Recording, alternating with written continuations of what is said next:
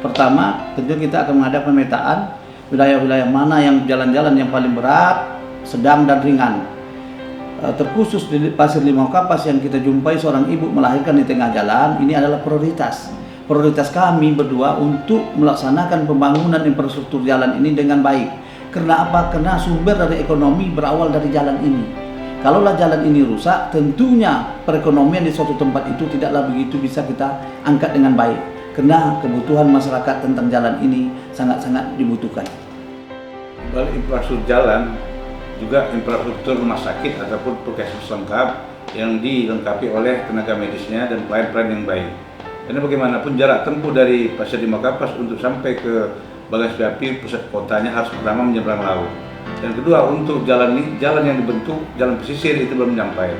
Jadi skala prioritas itu juga harus dibangun sarana-prasarana rumah sakit ataupun puskesmas yang lengkap ditangani oleh dokter-dokter yang baik.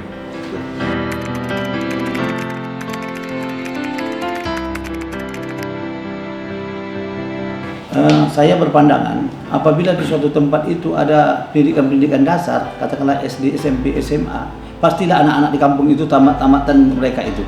Sekarang kalau kita dirikan suatu universitas di sana, tentulah anak-anak di daerah Rokan Hilir itu tamatan universitas semua. Adalah sarjana, setiap rumah ada sarjana satu.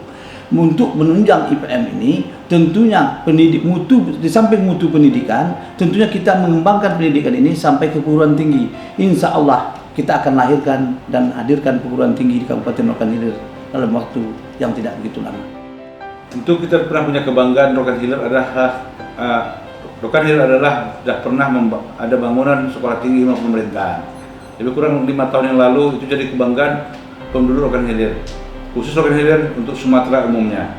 Tentu sampai saat sekarang ini sekolah tinggi ilmu pemerintahan itu tidak tahu bahwa kemana arahnya, namun keterangan bagi kami masyarakat Rokan Hilir belum sampai sekarang belum dijelaskan oleh pihak yang berwenang.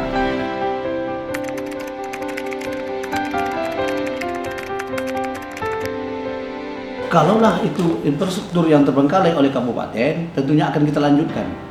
Kalau infrastruktur itu terbengkalai untuk wilayah kabupaten provinsi, kewenangannya adalah provinsi, kita harus berkoordinasi dengan provinsi untuk menyelesaikan masalah-masalah yang terbengkalai ini, termasuk juga dengan pusat. Tentunya kita akan berkoordinasi dengan pusat untuk menyelesaikan proyek-proyek yang terbengkalai ini atau infrastruktur yang terbengkalai ini. Karena koordinasi dari 3 ini diperlukan sekali antara pusat, provinsi dan daerah. Karena ketiga-tiganya ini adalah saling mengisi di antara satu dengan yang lainnya.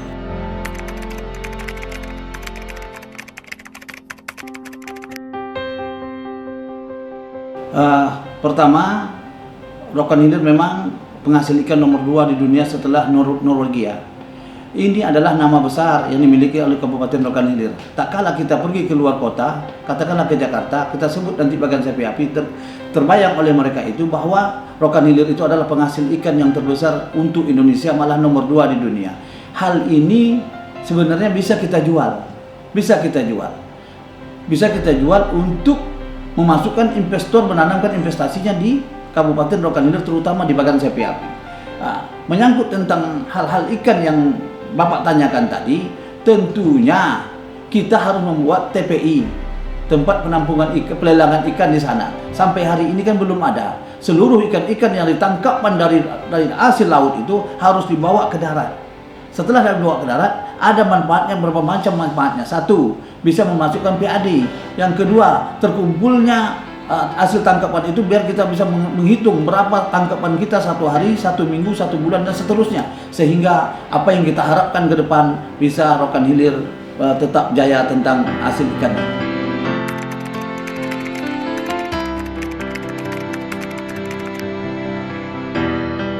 Pertama kita lakukan bagaimanapun perkebunan non plasma itu adalah perkebunan yang swadaya, yang mana mereka tumbuh dengan apa adanya.